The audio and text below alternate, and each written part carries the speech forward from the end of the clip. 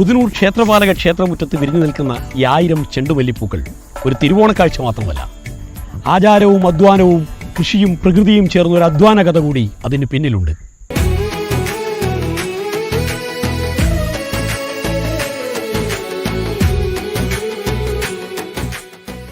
ഞാൻ ചെയ്തിരിക്കുന്ന ഈ കൃഷിയോട് എനിക്ക് താല്പര്യമുള്ളത് കൊണ്ട് മാത്രമാണ് ചെയ്തത്. എങ്കിലും ഇത്രയും നല്ല ഭംഗിയാം വിധം ചെയ്യുവാനുള്ള ഭാഗ്യം എനിക്കുണ്ട്.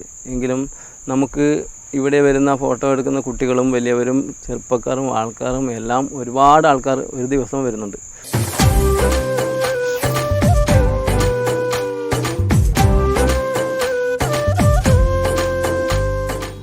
തൃക്കരിപ്പൂർ രാമവില്യം കഴകത്തിലെ ദേവനർത്തകനായ പി പത്മനാഭൻ വെളിച്ചപ്പാടിൻ്റെ ഈ പൂന്തോട്ട വിശേഷങ്ങൾ ഓണക്കാഴ്ചയായി നേർക്കാഴ്ചയിൽ.